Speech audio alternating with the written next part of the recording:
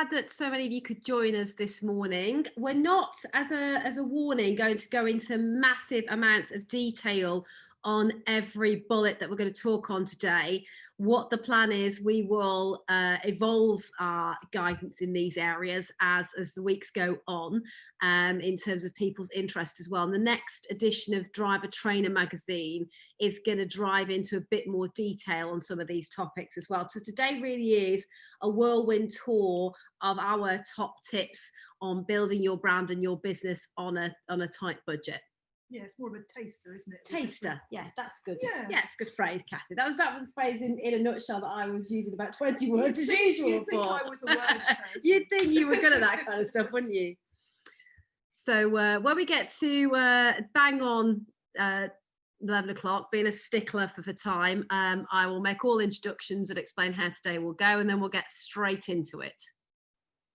Hopefully people can see the presentation on screen and see us at the same time. Let us know in the chat function if you're struggling to see anything.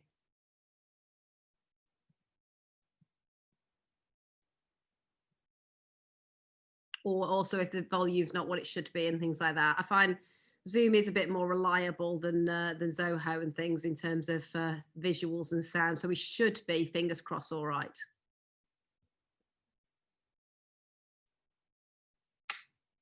What time are we on now? I've lost my phone. Okay, I think there's quite a lot of people on here now, so let's kick off. So thank you for joining us, everybody. Glad you could make time in your busy diaries for this one. It's an important topic. You are running a small business as well as working as a driver trainer at the end of the day. You're juggling lots of plates. So finding quick and effective, but not things that are going to kill your budget ways of marketing your business is really important for small businesses. So most of you know me. I'll introduce myself in a marketing context in a moment, but I'm joined by Kathy Manson today, who is our communications and marketing manager here and our editor on our magazine as well. Kathy, do you want to give people a bit of rundown why you've got some expertise and experience to share with people today? Yes, I've been working in content for years. I've been working on magazines, and I also have moved into digital content and marketing over the last few years. So I run at the moment the social media for Driving Instructors Association, and I did that in my previous job, and I also run the marketing now as well. So I've been dealing with digital marketing for quite a few years in my career. So she knows far more than I do what she's talking about when it comes particularly to digital. Those of you who know me as Chief Executive here at DIA Group, so Driving Instructors Association and the Diamond side of things as well. What you may not know about me is my background is as a professional marketing and communications person. I've worked for organisations large and small, finance, heritage markets, education, government bodies, private sector bodies, the lot. And I've advised lots of small businesses and still continue to do so as well. So even when I've had a massive budget, being a complete northerner, I've always been trying to market on as little as I can as well and gain the maximum value out of my marketing budget as well. So it's not the case that you work on these big budgets and you've got so much money you can just do anything. It's basically about making what you do work and return a value for you in terms of that exercise. So we'll go straight into the topic.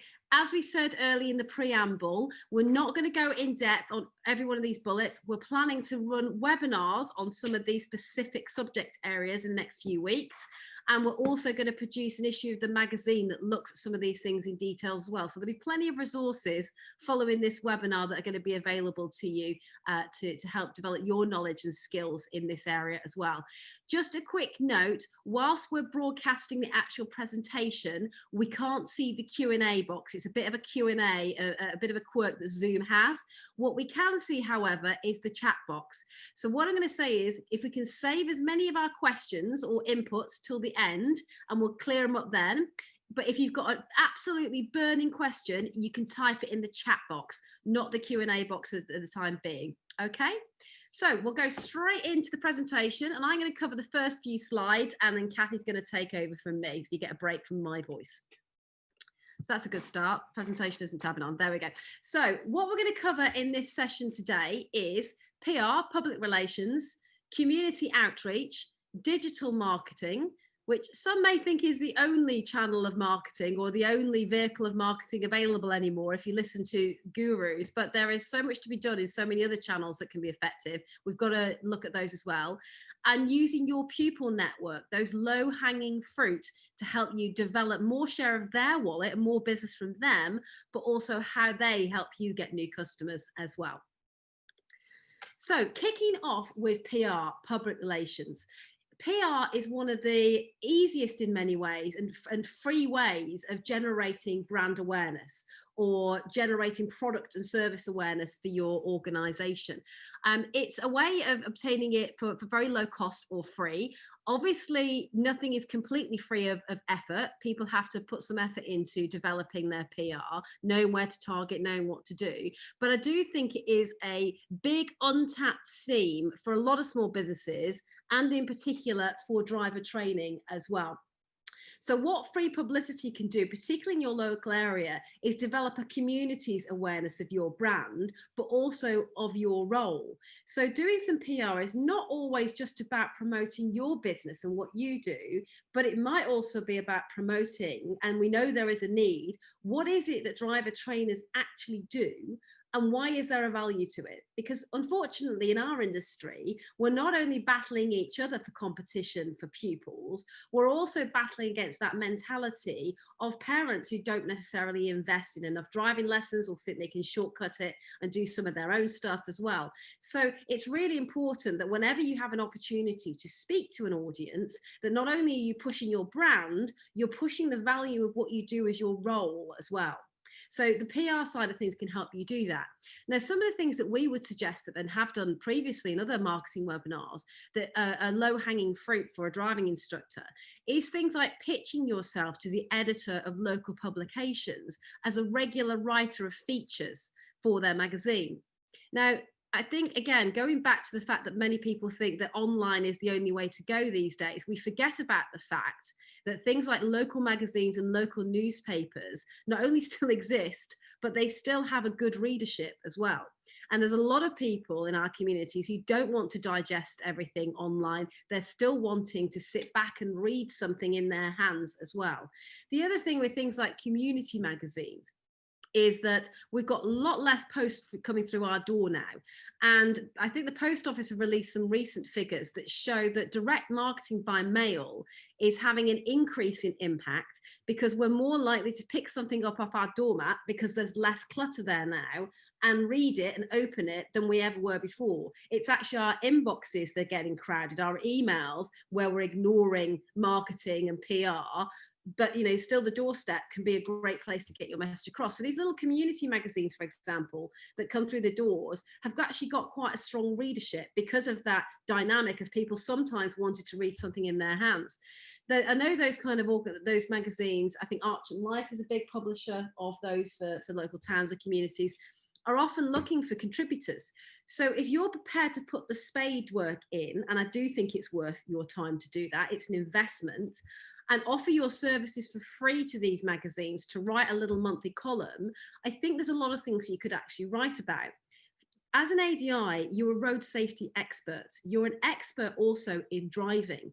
That, if you break that down into topics about driver behavior, about road safety, about learning to drive, about developing your driving as a full license holder, about driving as an older driver, developing confidence, if you sit down and put on a piece of paper the things that you teach and think about them in the context of helpful articles for a community that is a mix of learners, older drivers, fleet drivers, regular commuters and full license holders, I think you'll quickly find that there's a lot of stuff that you could be writing about that you could pop an article together for every month for with very little trouble.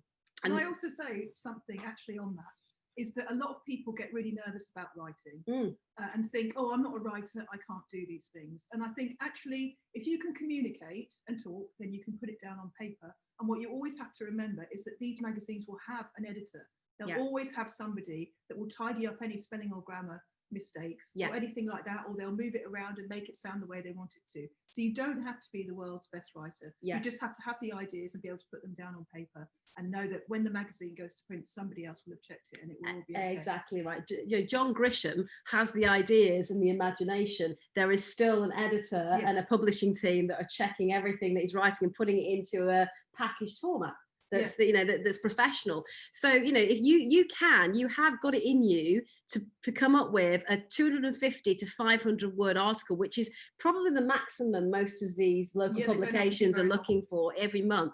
And if you can write to them and just say, this is what I can offer you. I can offer you free content, well written by a professional expert on these topics throughout the year. If you're confident enough to go outside driving and driver training, you could also touch on motoring topics, because you know these publications are getting really squeezed, not just in this environment but in media being squeezed in general over the last 10 to 20 years, and you know are struggling to be able to pay for full-time writers. So anybody who comes along and is doing it for a return on investment of being able to promote their business, I think these editors are a lot more open-minded that if you write a column for them and they've got some advantage from that, they're quite happy to put a little logo and your contact details at the end of the article as well.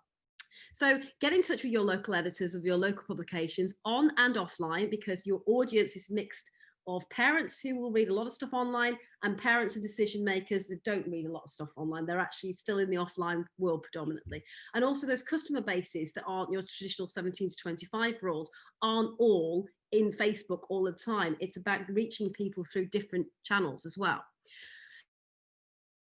The other thing about PR is to write a press release.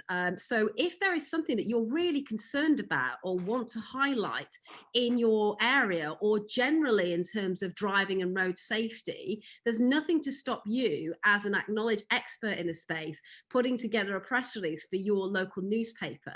One that will help raise the issue and put a spotlight on it in a very, you know, kind of so what I'm looking for, ethical way, non-business related way. But B, your name and your brand being in that article is great PR for you, especially if it's associated with something that's doing good, i.e. being concerned about road safety. And also you're not just raising a problem, here's a solution, is what you should be proposing in these press releases as well.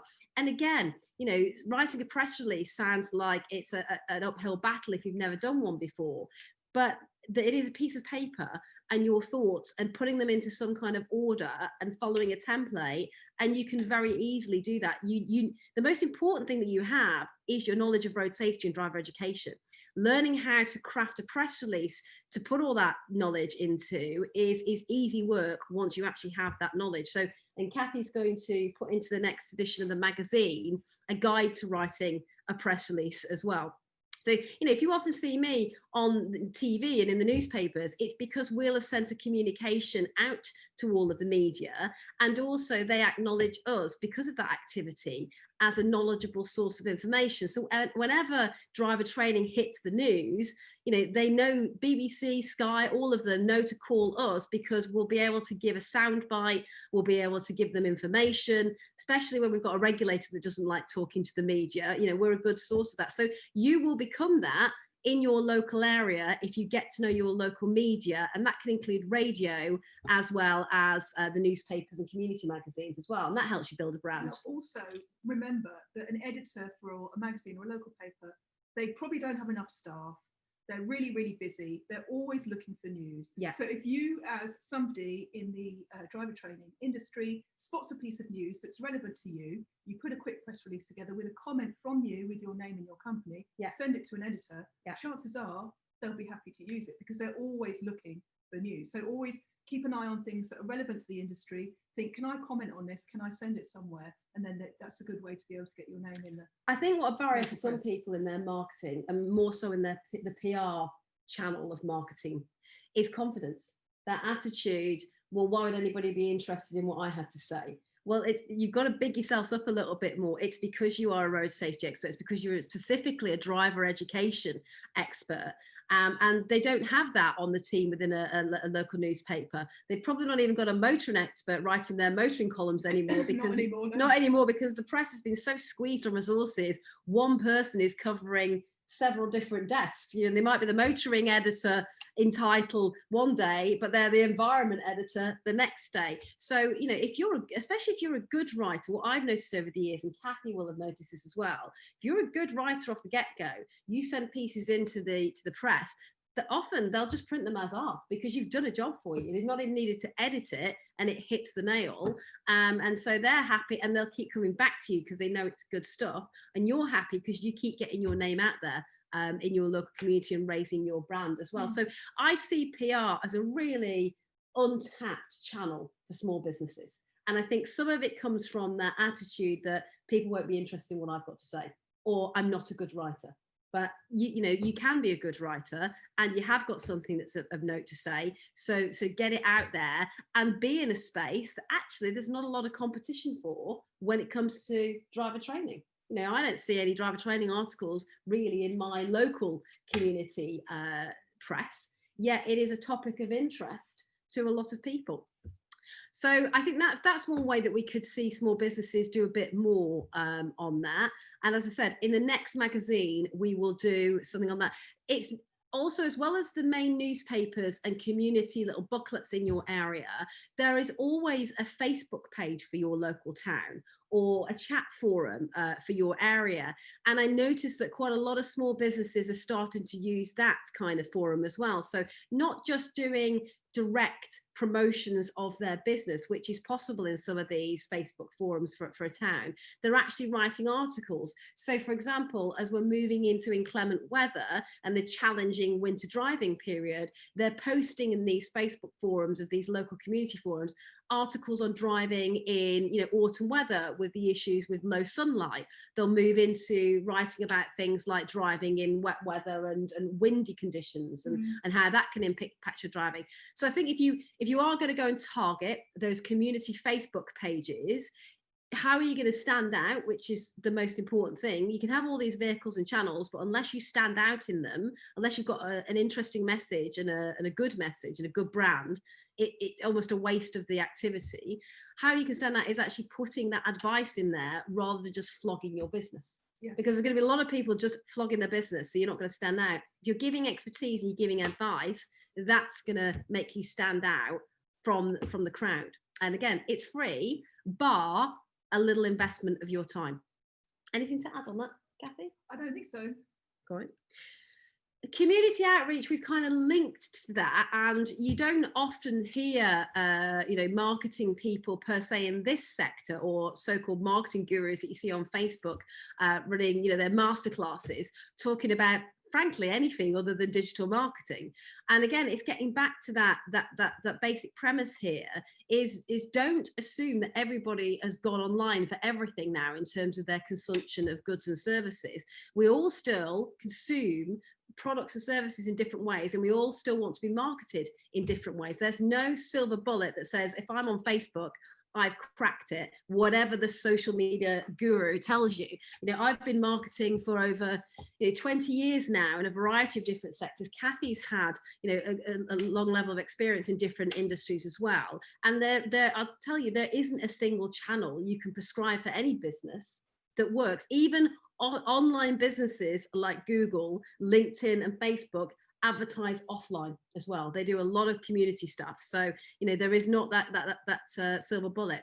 So community outreach and positioning your brand in your community can be done either by PR or also some foot power, you know, kind of wearing out the soles of your shoes. And you're thinking, well, how is that going to work in something like lockdown where, you know, people aren't gathering places as much anymore? Well, people are still going to places. They're still consuming products physically in stores and in takeaways, and they're still going to their hairdressers and things like that. So I remember working for a community college down here in the Southeast, and I would load up my car every term with all of our prospectuses, and I would leave them in hairdressers, dentists, doctors.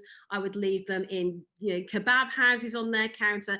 Anyone who would basically have our business card or our prospectus, you would leave it there, and we would get customers, because anywhere people have to stand for more than 10 to 15 minutes, they start looking at the walls, they start picking up the things on the counter, and they will tuck that business card in their pocket, or they'll take that leaflet with them.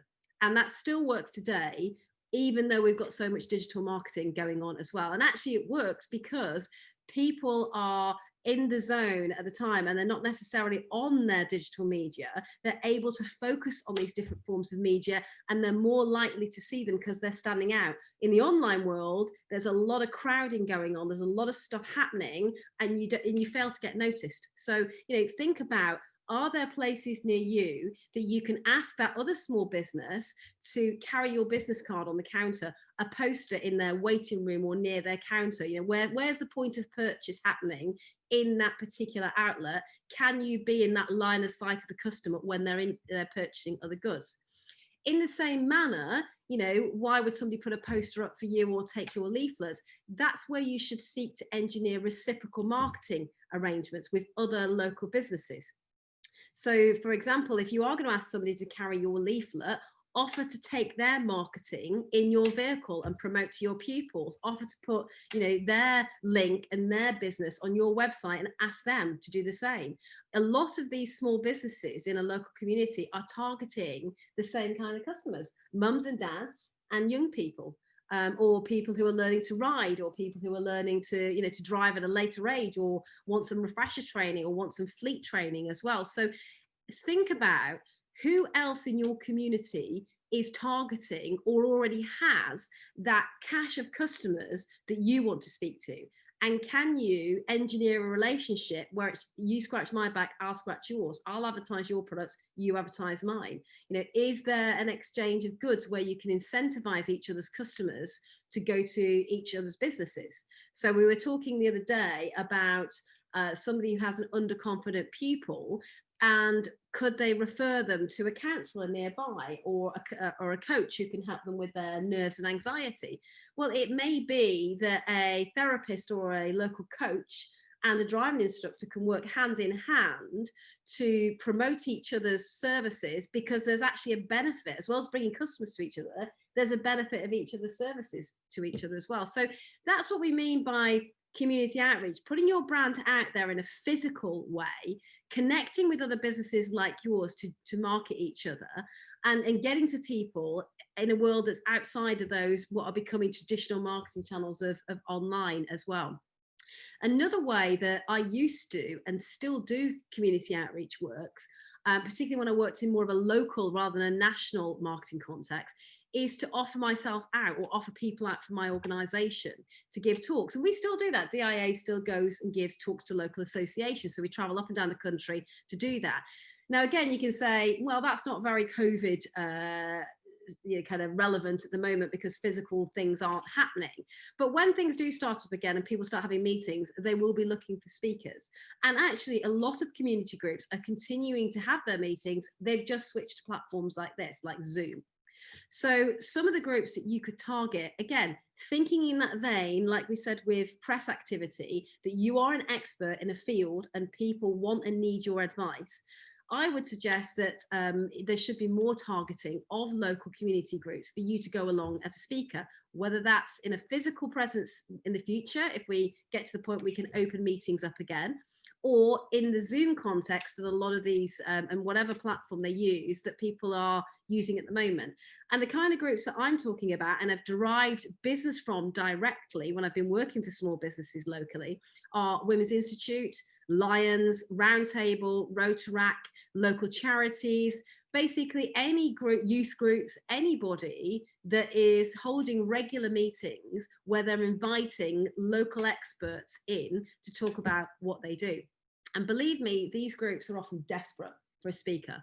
They've had the same old speaker come along time and time again. They're looking for fresh blood. They're looking for people that have got a topic that's relevant to their audience. And whilst you might say, well, my focus really is 17 to 25-year-old learners, it's not a load of, old biddies in a women's institute. Well, Women's Institute is an extremely different group to what it was probably 100 years ago. It's got quite a lot of young business women in it now in a lot of communities.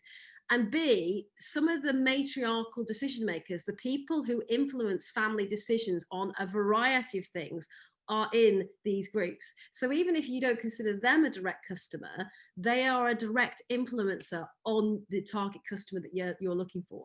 And they will go to a talk or see something and take that home and make a recommendation based on what they've experienced as well. So I think it's worth looking into, can I get into these groups? There's always been a focus on getting into schools and those kind of things to get directly to a target audience.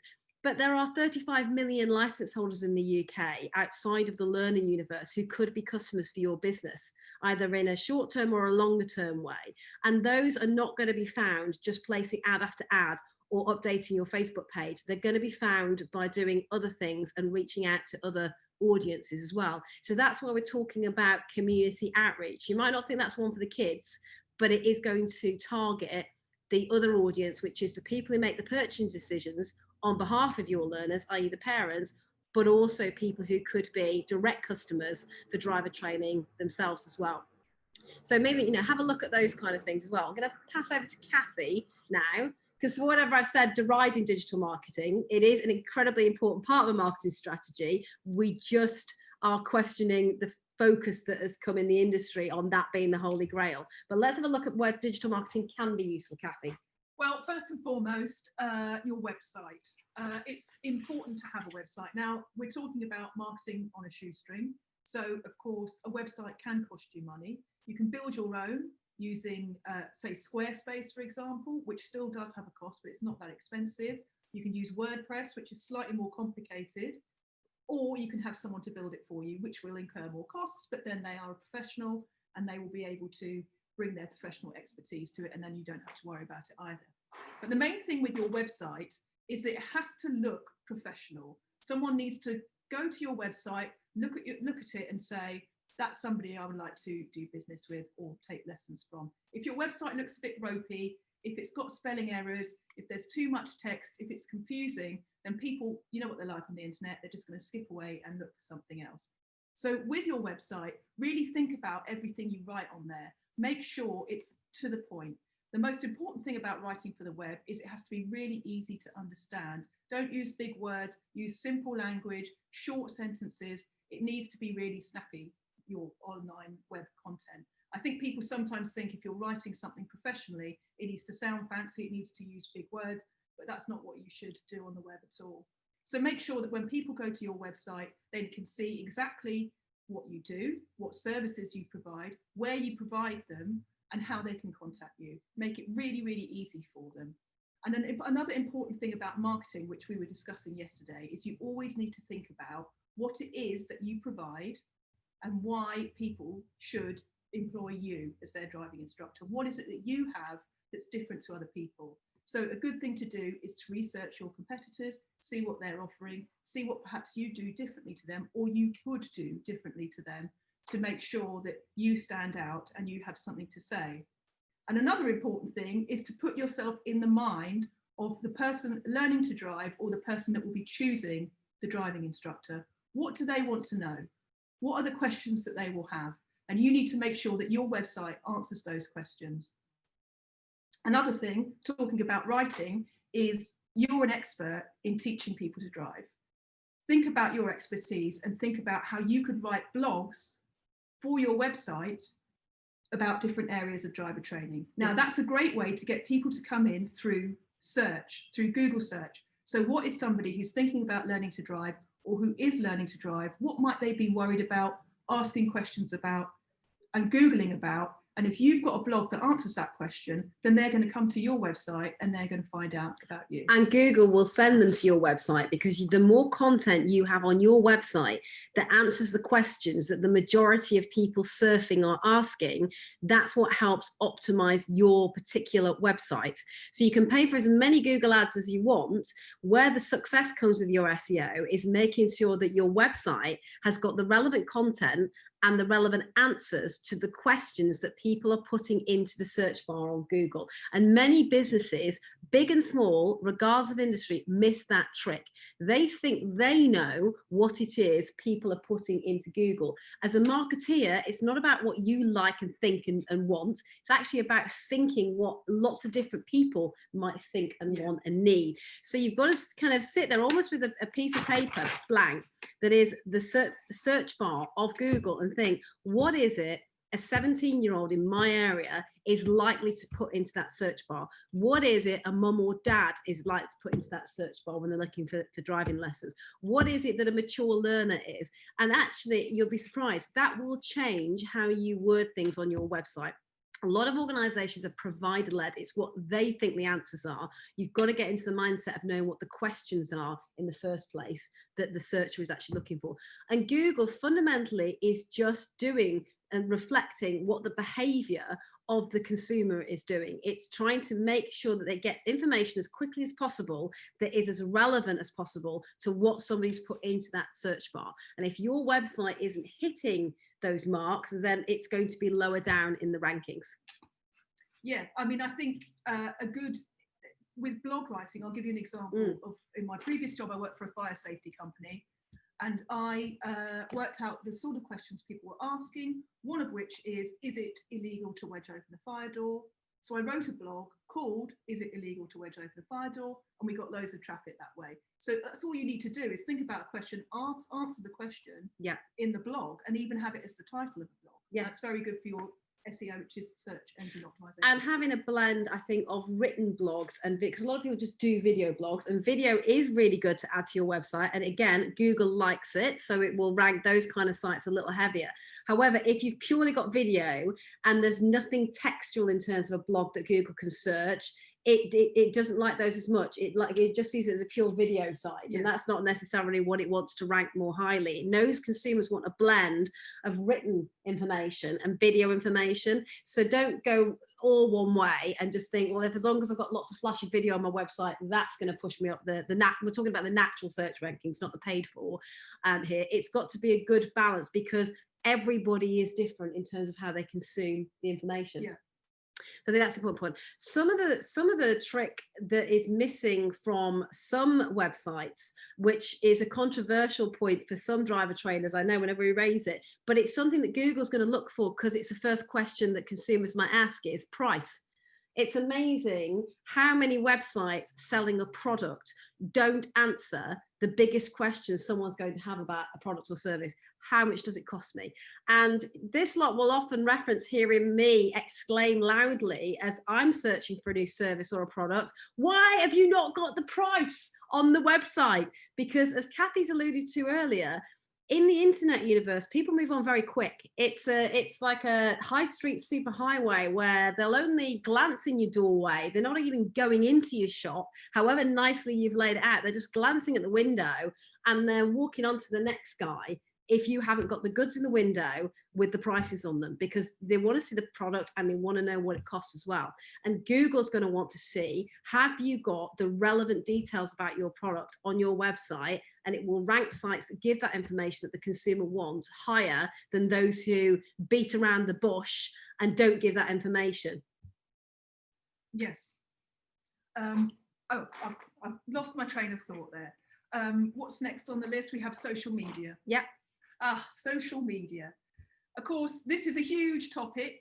I will cover them briefly. Facebook, as you know, is very, very popular. However, it may be less popular with the 17 to 25-year-old market. They tend to be on Instagram, but of course, Instagram is image-based, so it's not that great for a driver training business because it's not going to have the most visually stimulating images, shall we say. Yeah. But Facebook, that might be where their parents are. So that's a good thing to think about for Facebook, is to promote your business to a learner's parents, because that's where they will find out about you. Twitter, it's an interesting place. Yes. It's not necessarily a great marketing channel for many businesses still. It's still a place that people go to share opinion rather than information. Yes. And that's what makes consumers cynical of buying products from it.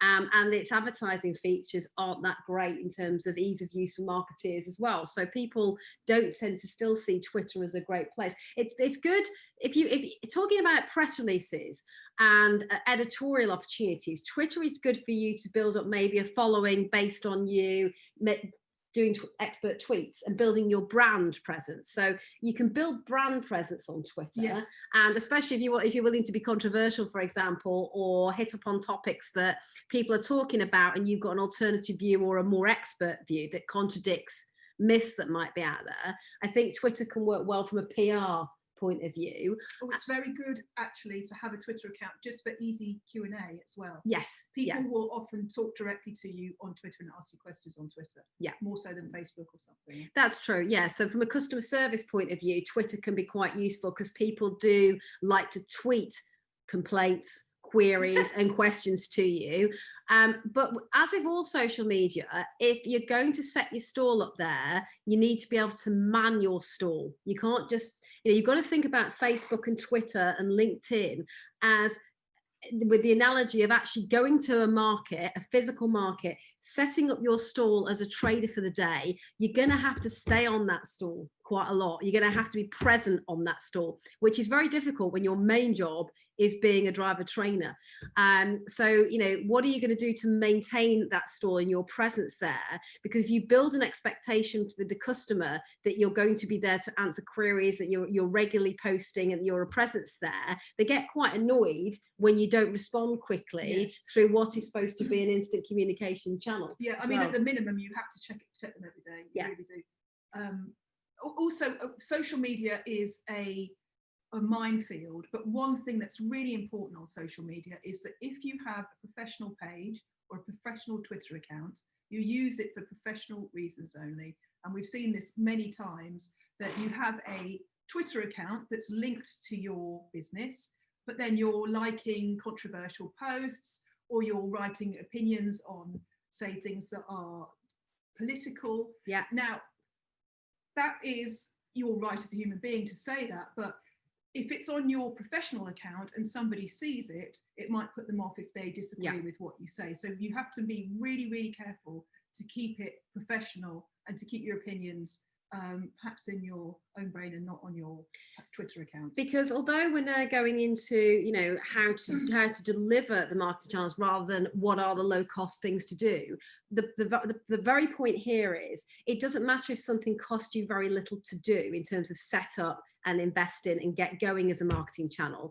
If what you put down that channel or into that vehicle is rubbish or controversial or potentially reputationally damaging, then it's going to have a massive cost to it ultimately. So, you've got to really invest some time and energy into making sure that it's the most professional representation of your brand, whatever you do in any channel, and that what you're flogging on there is clear and understandable and is attractive to people as well. You can spend all the money on the world or no money, very little money on marketing activity. The real value of that marketing activity is what you put into that channel, isn't it? And I can't tell you the number of general tribunals, transport tribunals, and interviews under cautions that I've attended over the years with members, where not only has the DVSA got the evidence of misconduct from a pupil complaint, they've been able to substantiate the complaint by going and reading the Twitter and Facebook posts of the ADI in question. And not only have they seen things that ADI has said connected to the complaint, they've also seen worrying conduct online that just helps them paint a picture that this ADI is no longer fit to hold the license.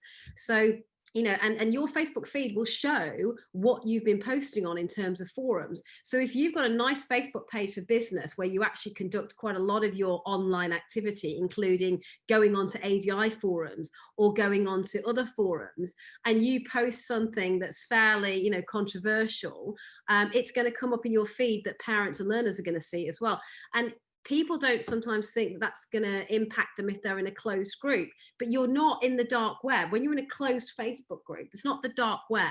People can still take screenshots from it. They can still forward it. They can still let people know what you've been doing and what you've been saying, even in a closed group, especially if they find it concerning. And a case in point is a few years ago, there was the Guardian calling me and saying, we'd like to speak to one of your members or get your comment on one of your members because they're regularly posting in an anti-cycling Facebook group, and they're posting under their professional ADI profile, which was a bit stupid in itself.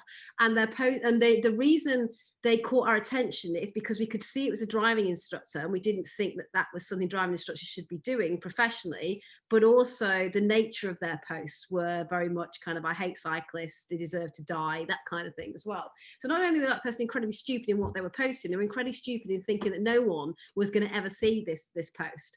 And the reality is, the moment you hit post on any forum or tweet, you are posting to a public forum. It's all discoverable, and it all can come back to haunt you as well. So even if you have a separate personal profile to your business profile, you really need to watch what you're posting there, because they can link your name to your driving school. Even if your driving school is called something different other than your name, they can link it to you if you're the owner of that company, particularly if their mind is to go and research you in some way, which people do when they've got a grievance or a complaint. So again, we're weighing up what's cheap and easy and effective to do in marketing, but equally here, what's going to cost you in terms of, you know, marketing and activity in that vein as well. So a few caveats to put it on there. What do you think about LinkedIn? Do we think that's a good avenue for driving instructors? Well, Carly and I were discussing this earlier. Yes. And for the learner market, no. But for occupational driving and fleet, yes. Yeah, the only way that I spend a lot of time developing campaigns in LinkedIn for DIA and more so for the fleet and diamond side of our business, but also our international driver training. The way that I can see that you could conceivably reap some benefit from LinkedIn for younger drivers is, as we've just suggested with Facebook, it's change the target of your messaging. So don't think when you're posting in Facebook and LinkedIn, you're going to be predominantly reaching 17 to 25-year-olds. Think of it as you trying to reach the people who will influence the decisions about what driving instructor with mum and dad. So obviously LinkedIn has a huge number of mums and dads on it who are on there not as mum and dad, but they're on there as a professional, either for professional networking purposes or to get a job, which is what LinkedIn gets used for, or whatever, or win a contract. However, they are open in that channel to being influenced about a choice of driving instructor if they see an insightful editorial piece. So you can post editorial pieces to LinkedIn, and sometimes if it's a unique piece or it's a real thought-provoking piece, LinkedIn will pick it up and they will disseminate it through LinkedIn as well. So they will kind of, you know, run with your piece if they think it's got an interest to a wider audience. So you could conceivably use LinkedIn to gain more share in a learner market, but you've got to target the messages there to what a parental decision maker would respond to, not a 17 to 25-year-old. And I think as Facebook, as Kathy says before, becomes more something that's used predominantly by 25 plus people rather than 17 to 25-year-olds, I think some driving schools may need to realize that in their marketing and make sure that they've got a blend of messages on their Facebook feed that appeal to young people and parental decision makers and older customers as well, rather than putting all their eggs in one basket and only targeting 17 to 25 as well. LinkedIn would work well, however, for fleet, because if you're trying to reach corporate decision makers, you can use LinkedIn to find them and target them with things as well. And it's not only, again, a bit like a physical marketplace scenario. It's not about you putting a LinkedIn page up and voila, your job is done and making a few connections. You've got to spend some time in LinkedIn to find the people that you want to connect with. So you've got to find, you know, ways of researching who is the fleet decision maker that you need to talk to. What is the job role traditionally that makes the decision about commissioning driver training work? And you can run campaigns within LinkedIn where you target only people who have that job role. And that can save you eons of time going through LinkedIn individually trying to find these contacts. And there's a couple of tools in LinkedIn. One is called Sales Navigator that can be quite useful for that. And we'll do this in more detail later. But things like Sales Navigator aren't necessarily free, but they do offer a 30-day trial to help you get started with that and see if it has a benefit for your business. Sales Navigator basically will allow you to just go and scrape the contact details of loads of decision makers that you're trying to reach, put them in a campaign spreadsheet, and it means you can send one in-mail out and it will hit all of these decision makers rather than having to send hundreds of thousands of emails to different individuals. So, but we'll put all that information into a social media masterclass that we'll run at some point and into the magazine as well. what the one last thing I'd like to say about social media is that was a lot of information. Mm. If you're nervous about social media, just pick one and do it well. Yeah. So if you just want to do Facebook, that's fine. You can ignore Twitter, it doesn't matter. So use Facebook, set up your business page, make sure you have all the info on the business page that they need, make sure you've got your website on there and everything. And then you can just share things on your Facebook page. If you've written useful blogs, you can share them on your business page and hope that other people will share them as well, so that their network will see. If you find interesting and useful news stories on driver training, you can share. You can share with permission if your pupils have passed their tests, that sort of thing. And then just make sure that you do one thing well and don't worry too much about the others. The other piece of advice I'd give you, and I think this is quite relevant to driver training, is don't make social media your god, or think it's the be all and end all of marketing and communication, because there are examples of that in the industry where people will say, well, I've got a massive Facebook following, and that makes me a figure of influence in a sector. And the reality is, in terms of, are people actually buying products and services from you, and are they all coming from that channel? And invariably they're not. We don't spend a huge amount of time on Facebook as DIA, yet we're the largest ADI association by about 7,000 to 8,000 members. Plus, we're offering a multitude of products and services that nobody else does, and those are not just communicated and marketed via Facebook. In fact, most of our membership and our business is not necessarily coming from those channels. So I think if you think that social media will solve all of your marketing ills, you're going to miss lots of tricks in other channels that will be just as successful for you as well. Well, while we're on those, we might as well talk about Facebook ads. Yes. Because of course, you're reliant in social media that people choose to follow you. They choose to like your page or follow you on Twitter or connect with you on LinkedIn or whatever it might be. So for marketing, you want to target new customers, and Facebook ads are a great way to do this. Now, again, they do cost a bit of money, but they're actually quite cheap, and you can spend a very little amount of money, just a few pounds a month even, on Facebook ads. And the best thing about them is you can target an area. So you can target the area you're in, you can do a little advert. It always has to be very brief, so make sure you know succinctly what you want to say. Think about that before you put the advert out. Make sure it's spelled correctly, my big bugbear.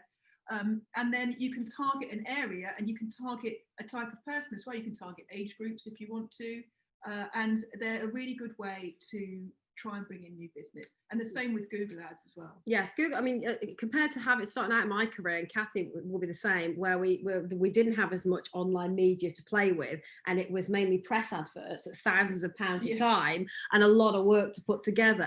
The digital marketing is a gift in many ways, and is a massive boost to your business.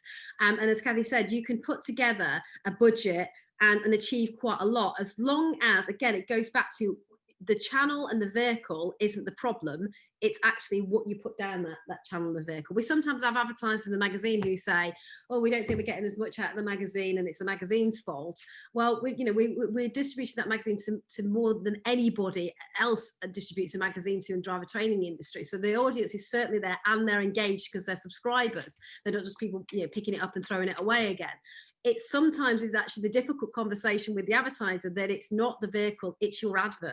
There's no call to action. It doesn't describe the product accurately. It's unclear what you're actually selling here. There's too many words. There's too many words, or as they're flicking through, the image isn't arresting, and neither is the headline. So you can spend as much money as you want on any form of advertising. It's actually the messages and the call to action. What do you want people to do when they've read the advert? And is there a clear way of taking up that offer and communicating with you as a business? Otherwise, it's pointless. It's just brand positioning, and it's not selling any products or services, which is what you want to do at the end of the day. But in the social media masterclass webinar that we'll do next, and in the magazine, if we do an article on this, we'll give you an idea of what we think is a good budget to spend on a campaign, and what we would expect people to get from that kind of campaign in terms of interest. Well, you can never guarantee. You never guarantee sales. But putting a caveat in. But you can do things obviously in LinkedIn and Google ads where you can see what kind of click-through rate you're likely to have. And what's interesting about setting these adverts up, it will tell you, particularly LinkedIn, If you do a video advert, it will increase your click-through rate by X. But if you do a text-only one, you're only going to achieve, a number of impressions and click-through rate of X. So, what's brilliant about the digital age of marketing is it gives you lots of instant data. Yes. And it compares your campaign to what other campaigns that have gone previously have achieved. So you've got a benchmark, before you put your money in what you could reap from a campaign. Obviously, it won't tell you how many customers you'll get, actually, but it can give you an average of conversion of sales on a lot of these things as well. So, but as I said, that's a whole topic in itself that needs some real focus. I was going to say Facebook ads, you can write a whole article. We can write a whole, And also, the one more thing about Facebook ads is they give you the opportunity to try out different ones. Yes. So you can try different wording and different images and see which one's best, and they will give you all the data on that. So they're really good, and they take you through it all. It's very easy to understand. Yeah. And it's good as well because you can cap your budgets and you can have daily spends, weekly spend. You can dip your toe in the water, get a feel for what kind of spend generates what kind of results, and you can correct mistakes, do things differently the next time. Or you can get the confidence that actually you want to spend a bit more and run a longer campaign and target more audiences. It will allow you to do that, which traditional print media has struggled to do because it's kind of all out there to all audiences. And it's very hard to monitor that kind of thing as well. The other thing that rather than just paid for social media activity, it goes back to that editorial and stuff. Is if you can get onto somebody's website writing something, that's free. Kind of stuff, marketing of your brand, particularly if they will put the link back to your website on their website as well. Not to get too heavily into SEO, but if you have an external link that somebody is linking to your page from their website, Google does enjoy that. Which then goes back to making reciprocal, not only writing things for other people's websites and getting them to link back to your website, but creating marketing partnerships in your local area. So somebody who's got a big web presence already in your local area, if you can get your links on their website and some profile on there, that's going to drive the customer base who's got the customer base you want. Think about that in your local community and go and make friends with them and get them to be pushing customers to your Facebook page, to your Twitter, to your website, and that will drive your SEO up naturally for nothing other than maybe that reciprocal marketing that they give you, that you give them as well. The other thing is people often don't realize is how much people actually search up using Google Maps for local businesses. So I do this all the time. I'm lazy. I want to know who is the nearest business to me that provides that service. So rather than go and search on Google for florist in Reigate or wherever it is, I'll actually pull up Google Maps app in my phone and type in florist. And it's the businesses that have bothered to get their Google pins and list their business on Google Maps that are going to crop up. If you're not on that map as a business in Google, you are invisible to that customer searching for that business. You just don't come up.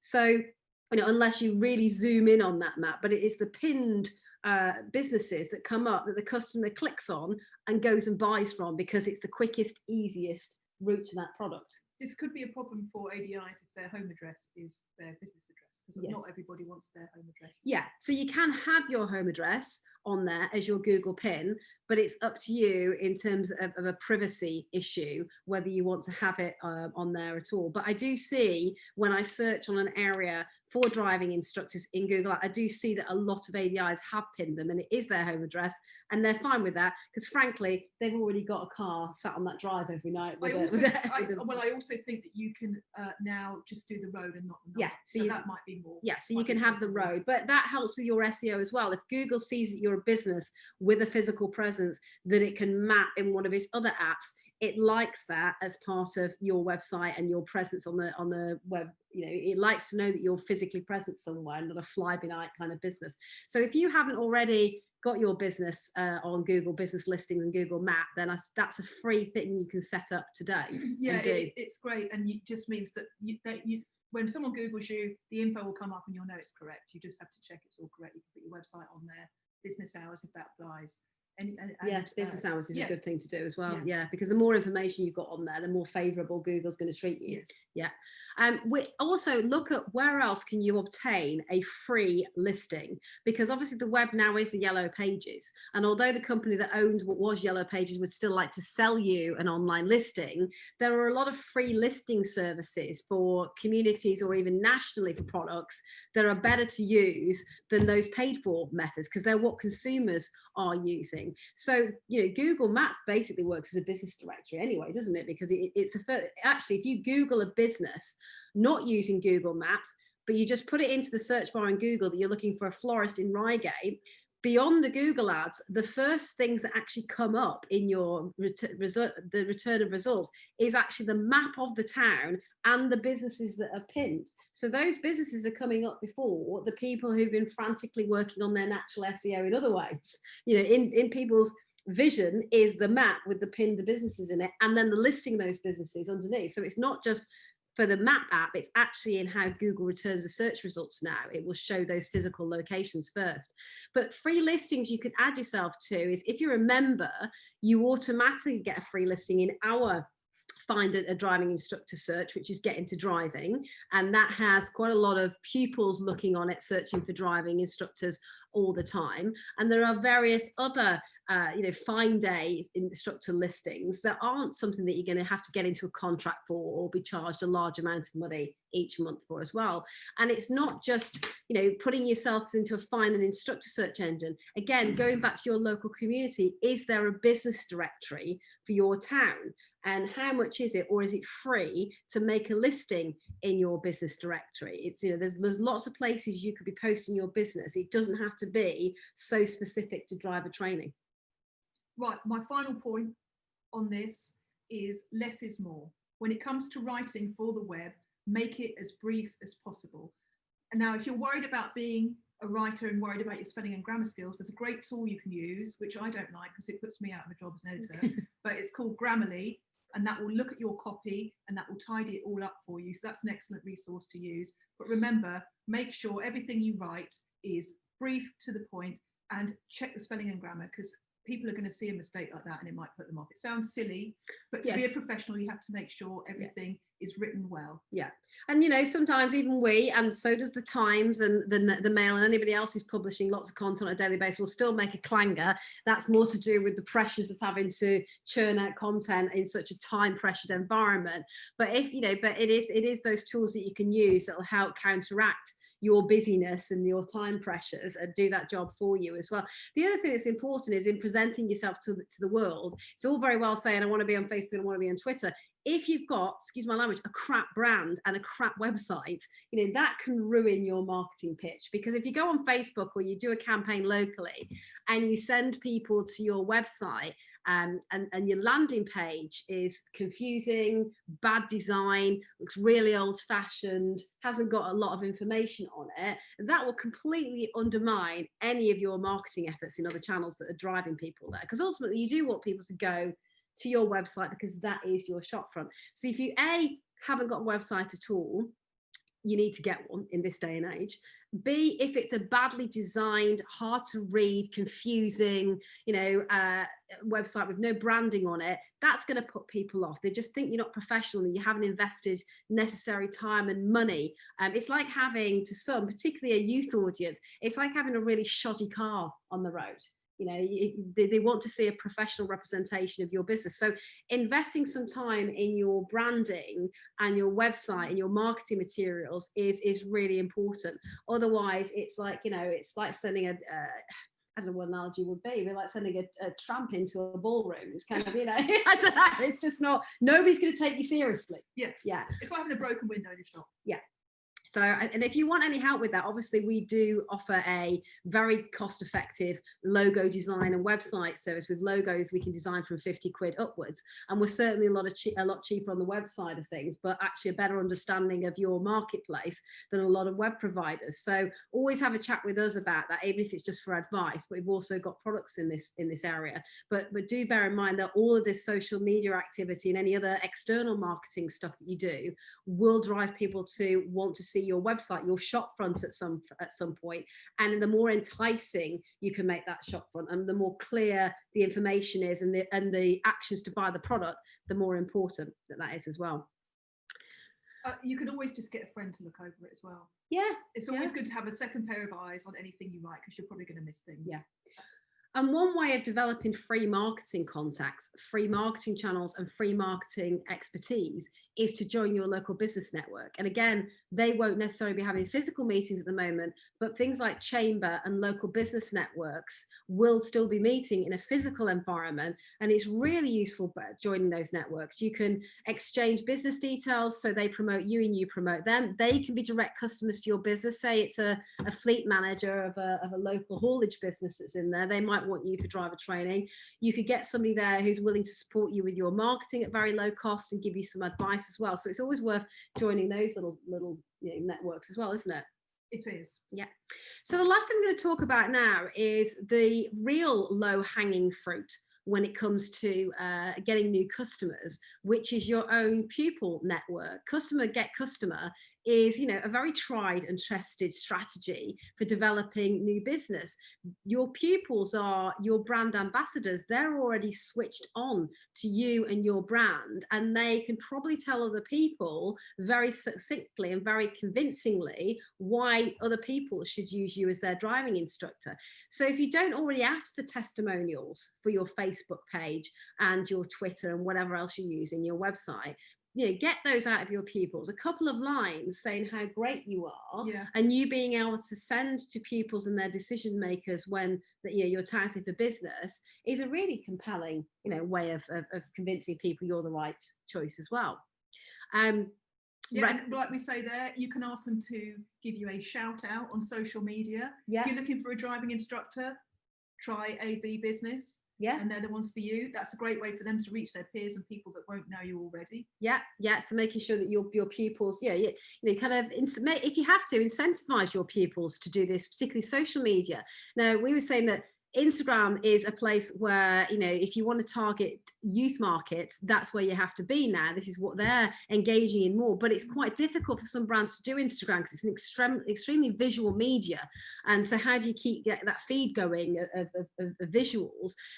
I wouldn't rely on that so much. I would use my pupil network to be using their feeds to promote you. And, we talk about the influencer culture now. Your pupils are influencers directly on the audience that you are seeking to target.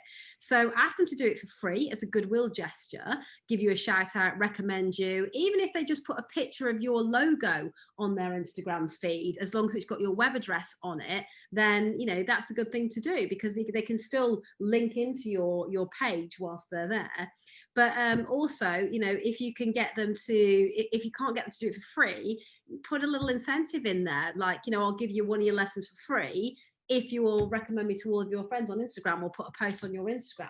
So, amongst your pupil groups, who are the popular guys who are likely to have a good following on Instagram as well. So maybe target those guys to help you with your marketing as well, and reward them in some way. Because if people get rewarded and think they're really helping, there's a value to their help, they'll naturally want to do more of that for you. If you don't run an incentive a referral incentive for your customers, then why not? It's a lot cheaper than spending lots of money on a marketing campaign, is to ask people to be your brand ambassador, to be your salesperson for you. So if you sit down and look at where has been your biggest source of business over the years, a lot of people will say it's customer referrals. It's customer get customer. So what are you going to do to make sure that that happens on a more regular basis? You can ask your customer to do it, as we said before, to do it out of goodwill, or you can incentivize them to do it. So if you know that there is one pupil who is always referring you, then, even as simple as get them a box of chocolates at some point, or give them a free lesson, or give them a free motorway lesson or something once they've passed, and keep that person being an active, brand referral mechanism for you as well. And what we also need to focus on in terms of marketing is not just having one relationship with a customer that starts at one point and ends at a fixed point as well. It's about viewing a customer as more than just driving lessons to the point of the test. So what can you be offering to that customer that's more than the average driving instructor whilst they're learning with you? That will help build brand and reputation locally. My instructor does more for me. My instructor does virtual lessons. My instructor didn't close down during COVID completely just because he couldn't be in the car. He actually was doing online lessons for us. He was doing online theory quizzes, and we work as a community group. We've got a WhatsApp group where, you know, me and my instructor talk about things with other pupils. It's really supportive. Those are the kind of things that spread word of mouth, that holy grail of marketing amongst a pupil group, and gets new customers as well. But also think about not having a tombstone, a drop dead date with your customer, which is the driving test. Think about developing the relationship so you've got something for after the test as well. So not only are you increasing your share of wallet, it's more than just the driving lessons to get to the point of test. It's providing a service and continue a relationship beyond the test as well. So some of the things you could do there is to, you know, kind of box up product, and package it. So you sell people packages of lessons rather than one by one, which in itself is not a great business model because it's insecurity of income. But you could sell people packages which included lessons post-test. So say they buy 20 hours of pre-test lessons with you, you automatically include 2 hours of motorway tuition or post-test tuition. Not only is that a great incentive to get them to buy the 20 hours of lessons with you and hopefully more and learn in blocks rather than single lessons, it also means that after their driving test, they're going to be coming back to you and sitting in your car again. And that means you've got another opportunity to talk to them about taking even more product or service off you. So yes, they're coming to you for that 2 hours free motorway lesson because it's part of what they paid for. But whilst you're there, you can have a conversation with them about what challenges have you had since you've passed, anything you're nervous of, any accidents, any incidents that have made you feel a bit unsteady. And then we'll naturally divulge those things. You can jump in there and you can offer them more post-test lessons as well. The entire problem of the industry not selling enough post-test training is not down to an unwillingness of pupils to want to have it. It's actually a lack of marketing of post-test opportunities in the right way to pupils that means we don't really sell anything in that arena. Those who put the effort in to harness pupils into some post-test tuition actually get quite a lot out of pupils post-test. So I think it's, think about the fact that the customer you have right now is the really valuable customer, not all those fish swimming out there that you think, oh, if we could just net all those people in, they'd be the really valuable one to us. And sometimes we can forget that our existing customer is the most valuable because we're so busy chasing after the bright, shiny new thing. But using your current customer as a channel to new customers is one thing, but you understanding where you can generate more business from that customer is an important trick as well to marketing. And I think that's what we've got right now. Yes. In terms of, that's not all the free ways or cheap ways you can increase the marketing of your business. But I think what we were trying to do today was look beyond the stuff that's always pushed in people's faces, purely just social media, for example, or SEO. We'll look outside of those what are becoming the traditional boxes and suggest some ways that people might think aren't effective anymore because they're not online and all exciting. The offline stuff is still really important in a marketing mix. And as I said, even purely online brands use offline marketing and media to promote their brands. So you've got to have that mix to do things. And it doesn't mean you're going to spend lots of money and lots of effort because you're in lots of places. It's just choosing a few channels and testing what works and what doesn't work, and doing what you do well in those channels rather than trying to be everywhere all the time. So with different customer groups, different things are going to work. You can't just market in one single way and hope that's going to be attractive to everybody. So you've got to have a toolkit basically and work out over time which tools do you use with which audiences, and that makes it easier for you over time because you get used to using all these different tools. So hopefully that was useful, even though it was a massive whiz through everything at the moment. Is there any questions that people have? If you wanted to let us know now, I've opened the question box back up, as you should be able to see on screen, and the chat box is still open as well. So is there anything that anybody wants to ask us before we close down the session? we will be, as Carly said, in the next issue of Driver Trainer, doing a few marketing articles in there. So we will be going into depth on press releases, as we said, and PR, and SEO as well, I think, next month as well. I have to say that unless we've actually got the technology wrong and we're not looking where we should do, you are all very quiet today, which is unusual for a DIA webinar. So I'm now starting to worry that we haven't been broadcasting or something. I can see we've got participants, but there's not as many questions. So either we've stunned you into silence and we've given you lots to think about, or the channel isn't open as it should be. But if there is any glitches, we'll soon find out after this, because I'm sure someone will have emailed us to let us know.